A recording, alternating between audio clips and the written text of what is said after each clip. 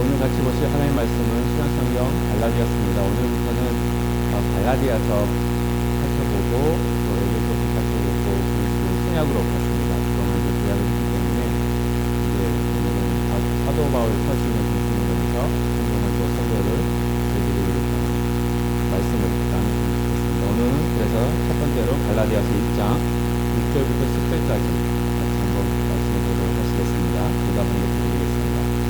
그리스도의 은혜로 너희를 부르신 이를 이같이 속히 떠나 다른 복음을 따르는 것을 내가 이상하게 여기노라. 다른 복음은 없나니 다만 어떤 사람들이 너희를 교란하여 그리스도의 복음을 변하게 하려 합니다. 그러나 우리나 혹은 하늘로부터 온 천사라도 우리가 너희에게 전한 복음 외에 다른 복음을 전하면 저주를 받을지어다. 우리가 전에 말하였거니와 내가 지금 다시 말하노니 만일 누구든지 너희가 받은 것 외에 다른 복음을 전하면 저주를 받을지어다. 이제 내가 사람들에게 좋게 하랴 하나님께 좋게 하랴 사람들에게 기쁨을 구하랴 내가 지금까지 사람들의 기쁨을 구하였다면 그리스도의 종이 아닙니다. 우리가 오늘 이렇게 읽은 말씀은요, 사도 바울이 갈라디아에 있는 교회에 편지를 보내면서 이 복음이라는 게 뭔지, 복음의 본질을 다시 설명하는 장면입니다. 여기서 잠시 말씀드리고 싶은 것은 갈라디아 교회라 그랬을 때 한 교회를 생각하시면 안 되고요. 갈라디아 지역에 있는 여러 교회가 있습니다. 그때는 이제 하우스 처치 그래가지고 집에서 멀거나 있는데 그런 교회들을 말하는 겁니다. 지금으로 말하면 타코마 지역에 있는 교회입니다. 태양의 교회뿐만 아니라 타코마 지역에 있는 교회, 시애틀에 있는 그런 겁니다. 그랬을 때에 그 지역에 있는 교회들에게 복음의 본질이 뭔지를 다시 말씀드리겠습니다. 바울은요, 이 갈라디아 교회에 신경을 쓰면서 기도를 하면서 그 교회에서부터 들려오는 소문들을 많이 듣고 있었습니다. 그랬을 때에 한 가지 안타까운 소식을 듣기 시작합니다. 그것이 말씀은 자신이 전해준 사도 바울 자신이 전해준 복음에서 성도들이 점점 떠나고 있다라는 소식을 듣고 안타까운 마음에 이 편지를 보내기 시작합니다. 바울이 갈라디아 교회에 전해준 복음은요, 오직 예수 그리스도의 은혜로 구원을 받는 복음이었습니다. 진짜 복음은요, 오직 예수 그리스도의 은혜로 구원을 받는 복음, 이 복음을 전했는데 교회 안에 다른 사람들이 들어오기 시작합니다. 그러면서 다른 가르침이 시작이 됩니다. 예수님을 믿는 것만으로는, 예수님만 의지하는 것만으로는 부족하고 모세의 율법을 지키고 심지어 할례를 받아야 진정한 그리스도인이 되는 거고 온전한 구원을 받을 수 있다라는 주장을 하는 거짓 선지자들이, 거짓 교사들이 들어오기 시작한 겁니다. 결국 갈라디아 교회들은요, 갈라디아 교회들 성도들은 예수 그리스도를 믿는 믿음 외에 율법의 행위를 더해서 다른 복음을 받아들이기 시작하고 그 복음, 다른 복음을 의지하면서 구원을 받기를 원했고 있었던 때였습니다. 바울이 전한 참된 복음에서 점점 떠나가고 있었던 거죠. 이 소식을 들은 바울은요, 갈라디아서를 통해 오늘 읽은 시작하는 이 갈라디아 편지를 통해서 갈라디아 교회의 성도들에게 다시 한번 진정한 복음이 무엇인지를 분명하게 확인시켜주고 계십니다. 참된 복음은 여러분 다 아시지만 인간의 행위가 아니라 오직 예수 그리스도의 은혜에 기초한 복음입니다. 바울은요, 그들에게 다른 복음을 버리고 자신들을 부르신 그리스도의 은혜의 복음을 지킬 것을 암시적으로 오늘 본문에서 권면하고 계시는 겁니다. 그렇다면 이 말씀이 2000년 전에 갈라디아 교회 성도들에게만 적용이 되느냐? 그렇지 않습니다. 오늘날 우리에게도 여전히 동일한 질문을 던지고 있습니다. 성령님께서 계속 던지고 계세요. 우리는 과연 무엇을 의지하면서 하나님 앞에 서고 또 하나님께 영광을 돌리려고 하고 있습니다. 우리는 정말 그리스도의 은혜만을 붙들고 살아가고 있습니까? 아니면 알게 모르게, 나도 모르게 우리의 행위와 우리의 공로를 더해서 하나님께 인정받으려고 하고 있습니다. 그게 참 무서워요. 구원받은 거는 은혜로 받은 걸로 믿습니다. 그런데 그 다음부터는 열심히 믿어서 하나님께 인정을 받기를 원하는, 나도 모르게 무의식적으로 이 교회 안에 그런 신앙생활이 들어오고 있지는 않은지 그런 것들을 점검해야 봐야 됩니다. 그렇다고 해서 예수 믿는 자로서 살지 말라는 거 아닙니다. 근데 그것이 공로가 되어버리면 큰일 안 되죠. 그래서 오늘 두 가지로 잠시 한번 살펴보도록 하겠습니다. 첫 번째입니다. 첫 번째는 죄 사함을 얻게 하시는 회개는 전적으로 하나님의 은혜로 주어지는 겁니다. 오늘은 두 가지만 말씀드립니다. 근데 이 은혜라는 게 여러 가지가 있습니다. 먼저 갈라디아서 통해서 저희가 점차 앞으로 살펴볼 예정입니다. 첫 번째, 죄 사함은 하나님의 회개하는 것은 하나님의 전적인 은혜라는 겁니다. 사도 바울은요, 오늘 본문 갈라디아서 1장 6절을 통해서 교회 성도들에게 매우 중요한 사실을 하나 기억하게 하고 있습니다. 상기시켜주고 있습니다. 그리스도의 은혜로 너희를 부르신 이 바로 우리 하나님이죠. 저와 여러분들이 오늘 하나님의 자녀가 된 것은요, 우리가 선하기 때문에, 그리고 우리가 노력했기 때문이 결코 아닙니다. 다 믿으시죠? 그렇죠? 오직 예수 그리스도의 은혜로 하나님께서 저와 여러분들을 불러주신 겁니다. 이 부르심은요, 전적으로 은혜로 이루어진 부르심입니다. 예수님께서 저와 여러분들을 위해 십자가에서 죽으시고 부활하심으로 우리를 구원하여 주신 은혜가 있기에 저희들이 이 자리에 나와 예배할 수 있는 겁니다. 그런데 이 은혜 안에는요, 또 하나의 놀라운 은혜가 있습니다. 어떤 은혜냐? 바로 하나님께로 돌아오게 하시는 회개의 은혜입니다. 사도 바울이요, 먼저 이 은혜를 경험한 사람이었어요. 사도 바울이 어떤 사람이었습니까? 바울이 되기 전에 사울이었어요. 사울이었을 때에 어떤 행위를 했습니까?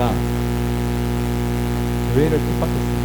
그래서 오늘 읽지는 않았지만 갈라디아서 1장 13절과 14절을 보시면은 바울은 예수님을 만나기 전에 하나님의 교회를 아주 열정적으로 심각하게 박해했던 사람이었음을 고백하면서 그는 누구보다도 열심히 교회를 핍박하고 하나님을 대적하면서 하나님을 위한다는 것이 하나님을 대적하는 결과가 되어버린 거예요. 그런데 누가 먼저 살아났습니다.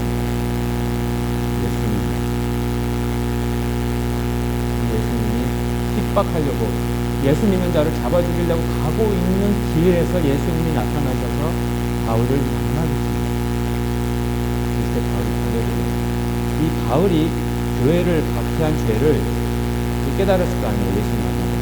그래서 회개했습니까? 안 했습니까? 성경에는 다 안 나와요. 그렇죠? 짐승을 잡아서 제사를 드려서 용서받은 게 아닙니다.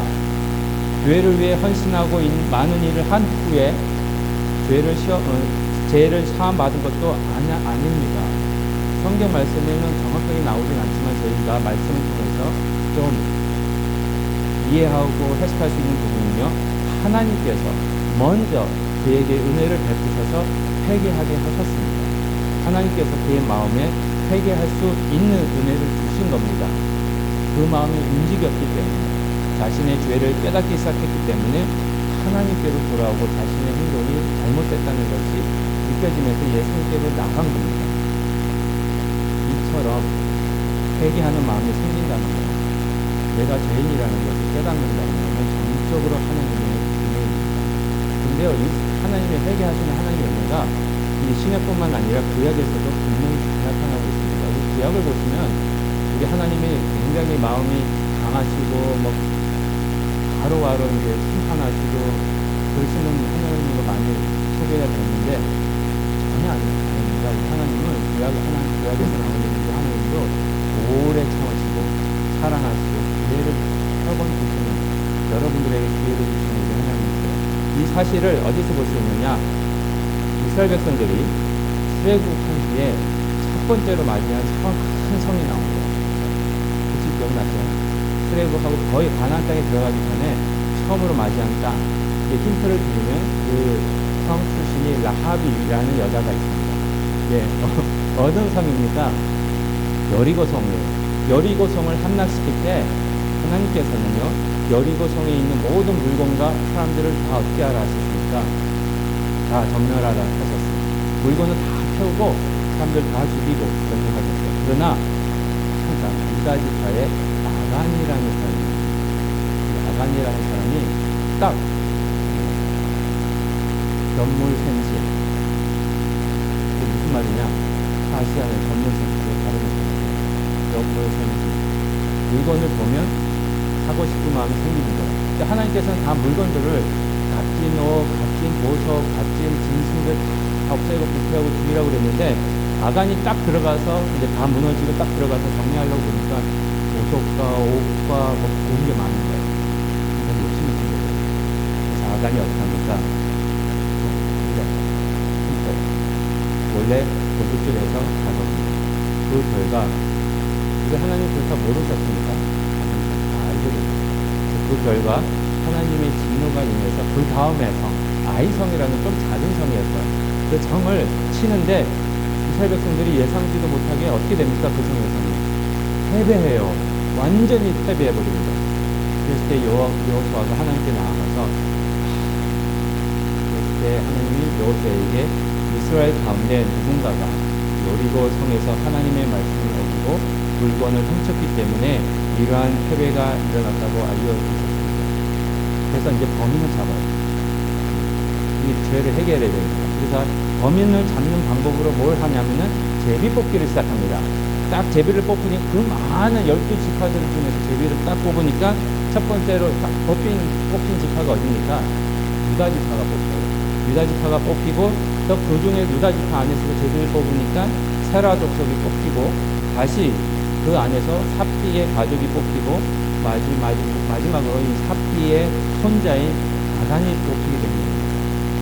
결국 여호수아 7장에서 아간의 죄가 드러나고 온 이스라엘은 그를 돌로 치고 그의 물건을 불사름으로 하나님의 진노가 끝이게 되는 그런 사건이 여호수아에 기록되고 있습니다. 여기서 아마 여러분들도 이 사건을 읽으시면서 질문을 하셨을 수도 있어요. 질문이 저는 하나 생겼어요. 하나님께서는 처음부터 아간이 죄인임을 범죄자임을 범인임을 알고 계셨습니까? 모르고 계셨습니까? 알고 계셨습니다. 그렇다면 왜 처음부터 하나님께서 여호수아에게 아간이 죄인이다, 아간이 범인이다, 그러니까 그를 데리고 나가서 그를 주고 죄를 죽이고 죄를 깨끗하게 하라 그렇게 안 하셨을까? 왜 그 시간 낭비 다 알고 계시는 거죠. 하나님은 아간이 여리고성에서 물건을 훔치는 순간도 보셨고 이미 다 알고 계셨는데 굳이 그의 이름을 똑바로 알려주시지 않고 제비를 뽑게 하세요. 그래서 유다 지파부터 그 다음에 세라, 그 다음에 삽디, 그 다음에 마지막으로 아간이 뽑히는 그런 일을 벌어지게 하십니다. 왜 시간에 에너지에 그렇게 귀찮게 여러 번의 과정을 거치게 하셨어요? 왜 그런지 아십니까? 예? 하나님께서는요, 칼에 거치면서 아간이 회개할 기회를 주시겠습니다. 아간은 여리고성에서 물건을 훔칠 때 아무도 보지 않으니까 들키지 않을 거라고 생각할 수 있었습니다. 어쩌면 하나님조차도 자기가 하나님은 눈을 속일 수 있었을 거라고 생각했을 수도 있었어요. 그러나 하나님은 모든 것을 보고 계셨고요. 모든 것을 알고 계셨습니다. 그래서 하나님은 아간에게 돌아올 수 있는 길을 주시기 시작합니다. 우리 하나님은 너무너무 사랑이 많으신 하나님이시기 때문에 한 영혼이라도 심판받는 걸 원하지 않을 겁니다. 아이성에서 패배했을 때 그때 회개했어야죠. 나 때문에 이런 일이 벌어졌습니다. 근데 회개를 안 합니다. 패배의 원인이 하나님 말씀에 대한 불순종이라고 하나님께서 여호수아에게 말씀하고 계실 때 그때 회개했었어야 돼요. 근데 회개 안 했습니다. 유다 지파가 뽑혔을 때 회개할 기회가 있었습니다. 세리 족속으로 범위가 좁혀졌을 때도 회개할 기회가 있었습니다. 그리고 결국에는 자기의 증조 할아버지 삽비가 가족이 뽑혔을 때도 회개할 기회가 있었습니다. 근데 아간은 그 순간까지도 정말 나를 내가 뽑히겠냐 그런 생각을 했을 수도 있어요. 이처럼 하나님께서는 세 번 이상, 아니 수차례 회개할 기회를 주셨습니다. 그런데도 아담은 다시 회개하지 않고 결국 심판을 받은 이유가 단순히 기회가 없었기 때문이 아니라 회개하고자 하는 마음이 없었기 때문입니다.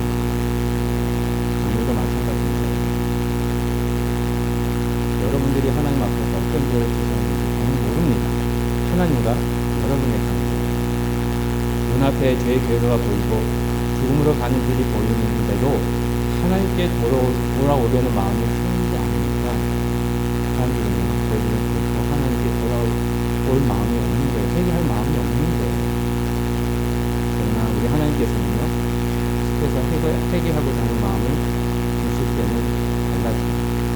하나님이 딱 한번 주시기 시작하시면 나도 모르게 내 죄가 보이기 시작합니다. 나도 모르게 내 안에 굳어져 있었던 마음이 움직이기 시작합니다.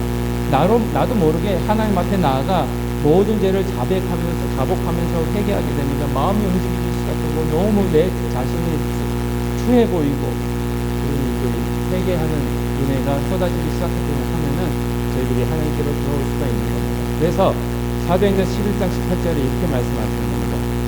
이방인에게도 생명 없는 회개를 어떻게 하셨다고요? 주셨도다.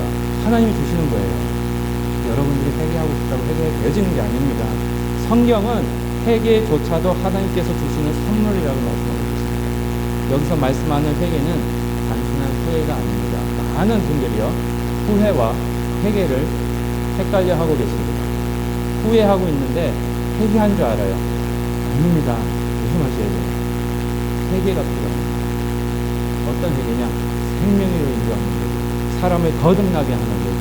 이 생명을 얻는 회개 역시 저희들에게 주어져야 되는데 이것이 하나님께서 주시는 은혜라는 겁니다. 그러므로 우리가 죄인임을 깨닫고 가슴을 치며 하나님께 돌아가고 싶은 마음이 생기는 것 자체가 전적으로 하나님의 은혜입니다. 바로 이 하나님의 은혜가 있기 때문에 우리는 회개할 수 있는 거고요. 이 예수 그리스도의 보혈을 의지하여 하나님 앞으로 나아갈 수가 있는 겁니다. 오늘도 하나님께서 저와 여러분들에게 이 회개의 은혜를 풍성히 부어주시기를 바랍니다. 우리의 마음이 언제나 하나님 앞에서 부드러워지고 죄를 깨달을 때마다 즉시 하나님께로 돌아가는 은혜가 넘치기를 바랍니다. 기회를 주실 거예요. 뭐가 생기면 돌아오세요. 모든 것이 죄 때문에 그런 건 아닙니다. 여러분들이 저희가 훈련되어지고 단단해서 신앙적으로 성숙하기 위해서 아무 죄도 없는데 어려운 일이 생길 수도 있어요. 그렇지만 내가 잘못했는데 어려운 일이 생기면 한 번쯤은 이것이 나를 훈련시키기 위한 어려움인가, 아니면 나를 하나님께 가까이 끌게 하기 위해서 회개하게 하시는 기회를 주시기 위한 은혜인가 한번 점검하시는 은혜가 넘치시기를 바랍니다. 두 번째입니다. 저희가 하나님을 위해 살 수 있는 것도 전적으로 하나님의 은혜입니다. 사도 바울은요, 갈라디아서 1장 10절에서 자신의 삶의 방향이 어디를 향하고 있는지를 분명하게 보여주고 그는, 사도 바울은 사람들에게 인정받는 것을 기뻐하는 사람이 아니라 하나님께 인정받는 것을 기뻐하는 그리스도의 종임을 암시적으로 설명하고 있습니다. 사람들은 나를 무시해도 하나님과 나를 인정해 주시면 괜찮습니다. 그리고 갈라디아서 1장 24절에서는요, 바울의 삶을 통해 하나님께서 영광을 받으셨다라고 아주 자신 있게 선포를 합니다. 여기서 우리는 아주 중요한 사실을 하나 찾아낼 수가 있습니다.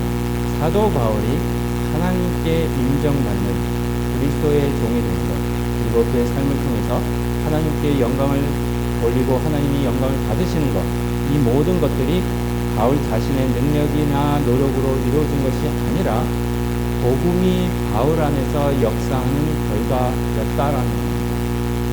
다시 말씀드리면 복음이 그에게 베푸신 하나님의 은혜였습니다. 사실 복음은 처음부터 끝까지 하나님의 은혜를 보여줍니다. 예수님께서 이 땅에 성육신하신 것도 하나님의 은혜입니다. 그리고 예수님께서 우리를 대신해서 고난으로 받으시고 십자가에 죽으신 것도 하나님의 은혜입니다. 그리고 3일 만에 부활하신 것도, 하나님께서 예수님을 부활시키신 것도 전적으로 저희들에게 주시는 하나님의 은혜이고 하나님의 사랑이고 하나님의 역사였다라는 겁니다. 그런데 많은 분들이요, 한 가지 오해를 하고 계십니다. 하나님의 은혜는 구원받을 때까지만 필요한 것이고 그 이후는 나의 노력으로 신앙생활을 해야 한다고 생각합니다. 반응은 필요합니다. 하셔야 돼요. 노력이 필요하긴 한데 그것이 공로가 된다는 건 아닙니다. 그러나 성경은 이렇게 말씀하십니다. 지금도 저희가 하나님의 은혜가 필요하다는, 지금 이 순간에도 내일도 매일매일 하나님의 은혜와 예수님의 도움이 필요하다는 겁니다. 믿음으로 사는 것, 그것이 하나님의 은혜로 하는 겁니다. 믿음으로 살아가셔야만 합니다. 그런데 하나님의 은혜 없이는 믿음으로 살아갈 수가 없습니다. 우리가 예수님을 믿게 된 것 자체가 하나님의 선물이기 때문에 그렇습니다. 그래서 에베소서 2장 8절에서 9절에 이런 말씀을 하고 계십니다. 너희는 그 은혜에 의하여 믿음으로 말미암아 구원을 받았으니 이것은 너희에게서 난 것이 아니요 하나님의 선물이라. 행위에서 난 것이 아니니 이는 누구든지 자랑하지 못하게 합니다. 우리가 예수님을 믿는 것조차 우리의 결단이나 능력이 아닙니다. 하나님께서 주시는 선물입니다. 믿음 자체가 하나님의 은혜예요. 여러분들이 예수님을 믿을 수 있다는 것 자체가 은혜고요. 여기 와서 예배할 수 있다는 것 자체가 은혜입니다. 여러분들이 나의 의지로 왔다 생각하시는데 여러분들의 의지조차도 은혜로 받으신 겁니다. 하나님께서는요, 믿음의 선물만 주시는 건 아닙니다. 그 믿음을 받은 우리에게 하나님께 영광을 돌리고 하나님을 위해 살아갈 수 있는 그런 능력과 마음과 지식과 모든 것들을, 지혜를 더하시는 은혜도 함께 주셨습니다. 그래서 사도 바울은요, 갈라디아서 2장 20절, 다음 주는 이걸 가지고 설교를 할 겁니다. 제가 전혀 말씀을 드리도록 하겠습니다. 하여튼 갈라디아서 2장 20절에 이런 말씀이 있습니다. 내가 그리스도와 함께 십자가에 못 박혔나니 그런즉 이제는 내가 사는 것이 아니요 오직 내 안에 그리스도께서 사시는 것이라. 이제 내가 육체 가운데 사는 것은 나를 사랑하사 나를 위하여 자기 자신을 버리신 하나님의 아들을 믿는 믿음 안에서 하는 것이다. 이 말씀은요, 예수님을 믿는 사람의 삶이 어떤 삶이 되어야 하는지를 보여주고 있습니다. 예수님을 믿는 사람은 더 이상 자신의 힘과 자신의 성품만으로 살아가는 사람이 아닙니다. 내 안에 계시는 예수 그리스도께서 살아가시는 사람입니다. 내 속에 계시는 예수님이 나타나는 삶이 예수님을 믿는 삶입니다. 그래서 한번 생각해 보시기 바랍니다. 믿음 생활이 뭡니까? 신앙생활이 뭐고 신앙생활의 목표는 뭡니까? 말씀은요, 오늘 갈라디아서 2장 20절 말씀을 보면 간단하게 말씀드리면 나의 믿음 생활, 내가 이 땅에서 교회에서 성도로서 믿음 가진 자로서 예수님의 사람으로서 믿음 생활을 한다는 것, 신앙 생활을 한다는 목표는 내가 더 좋은 사람이 되는 게 아닙니다. 내가 더 강한 믿음을 가진 사람이라는 것을 보여주기 위함도 아닙니다. 나의 신앙이, 나의 믿음이 강하다는 것을 보여주는 것도 아닙니다. 진짜 믿음 생활이 뭔지 아십니까? 단지 내 모습은 완전히 없어지고 오직 예수님의 모습만이 나타나게 하는 것이 진짜 신앙 생활입니다. 이것도 역시 은혜로 이루어지는 겁니다. 만약에 나의 모습이 안 없어지고 나의 모습대로 신앙 생활을 하면은요, 큰일 납니다. 진짜 신앙 생활. 다시 말씀드릴게요. 다음 주에 더 말씀드리겠지만, 진짜 신앙 생활, 믿음 생활이라는 거는요, 나는 없어지고, 누구만요? 예수 그리스도만 나타나는 것이 진짜 신앙 생활입니다. 나의 노력만으로는 예수님의 모습을 만들어낼 수가 없습니다. 그러나 내 안에 예수님께서 살아계시면 저절로 예수님의 성품과 예수님의 사랑과 예수님의 모습이 자연스럽게 나타나게 됩니다. 저희가 요즘 성경 공부 시간에 예수님의 비유 하고 있죠. 오늘 이제 4번째 시간인데, 첫 번째 시간에는 끝났습니까? 씨 뿌리는 자의 비유를 살펴봤습니다. 예수님께서는 4가지 밭을 말씀하셨어요. 이 4가지 밭은 말씀을 받는 사람들이 어떻게 반응하는지를 보여줍니다. 교회 안에서 똑같이 지금 말씀 갖고 계시지만 네 가지라는 하나님만 아십니다. 오늘은 그러나 그 말씀에 대한 반응이 모두 다릅니다. 어떤 사람은 길가와 같은 마음으로 말씀을 듣기에 금세 말씀을 잊어버립니다. 여기 이제 나가시다 마자 잊어버릴 수 있는데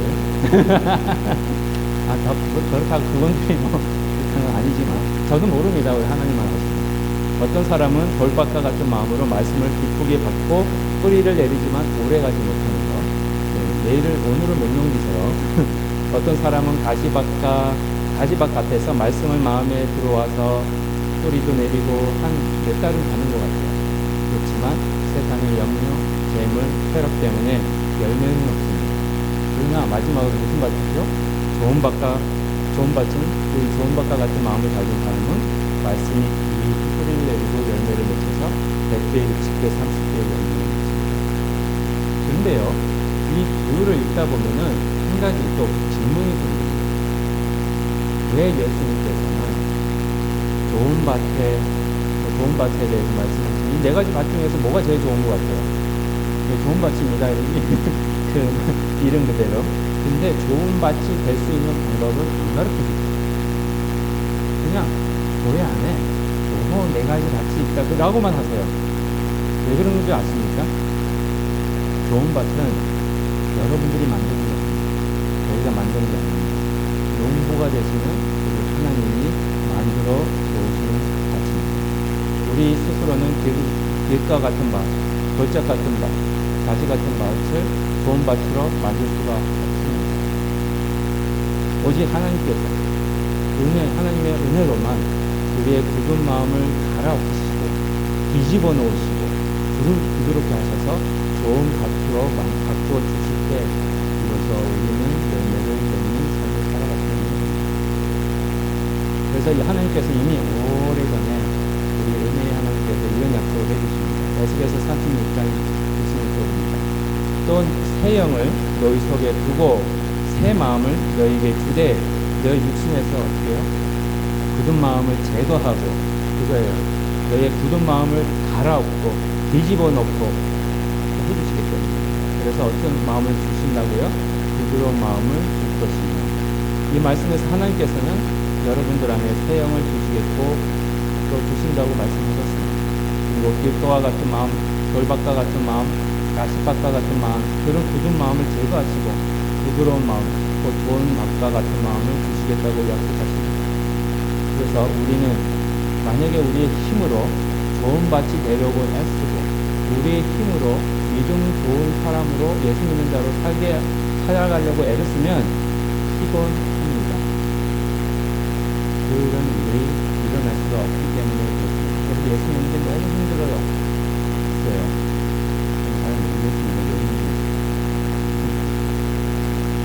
우리 예수는 분명히 약속하셨잖아요. 내게로 와라. 내가 주는 멍에는 쉽다.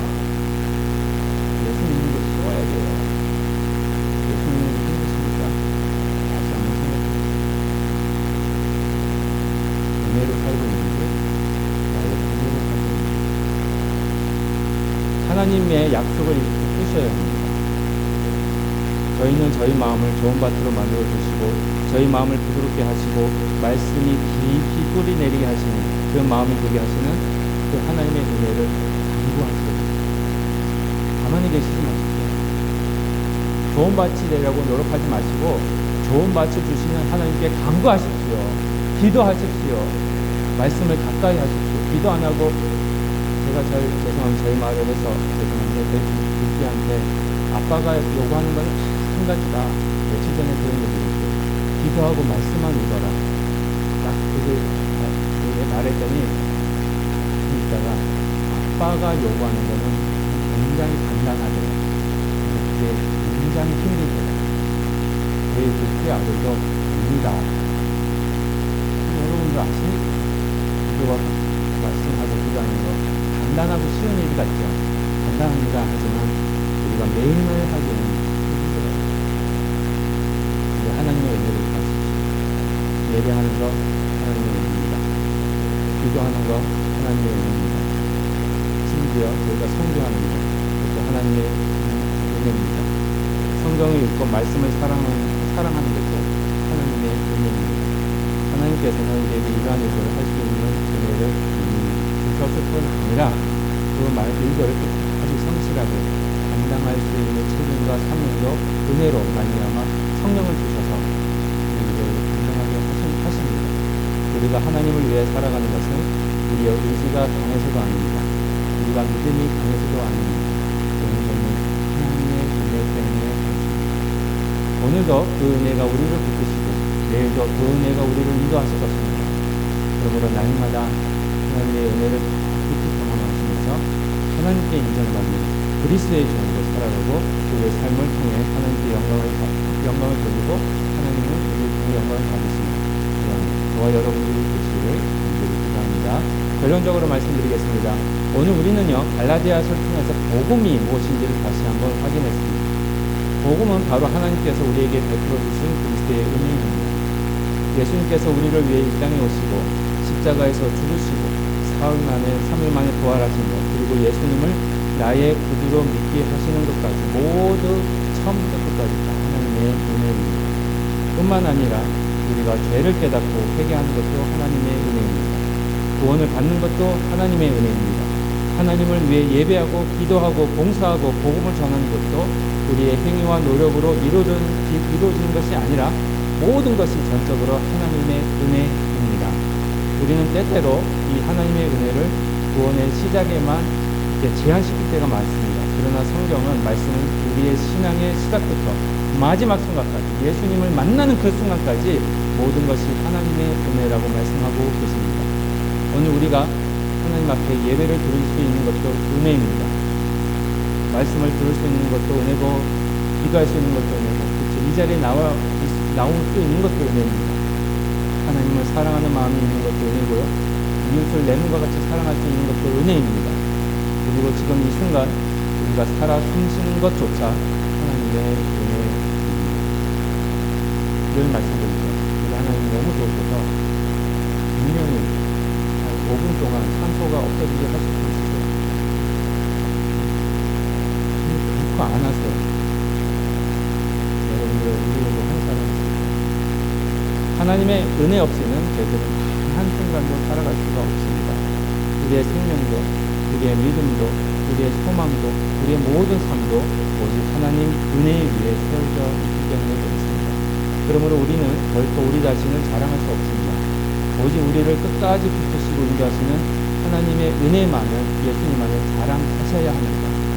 세상은 끊임없이 우리의 시선을 하나님의 은혜에서 멀리려고 합니다. 마치 갈라디아 교회처럼 다른 복음을 보게 하려고 합니다. 우리의 행위를 의지하게 만들고 우리의 공로를 자랑하게 만들고 다른 복음에 따라 유혹하게 합니다. 그렇기 때문에 너무너무 힘들고 피곤하게 교회에 많이 있는데 죄송한 말씀입니다. 은혜 없이 하면은요 제 교회에서 기도 많이 하시는 분, 제 교회에서 봉사 많이 하시는 분이 제일 쉽게 시험해 주십니다.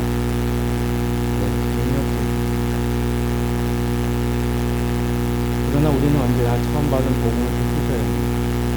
그리스도의 은혜의 복음을 붙들어야 합니다.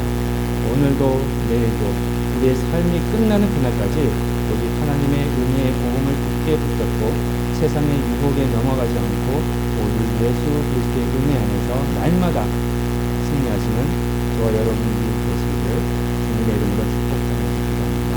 기도하시겠습니다.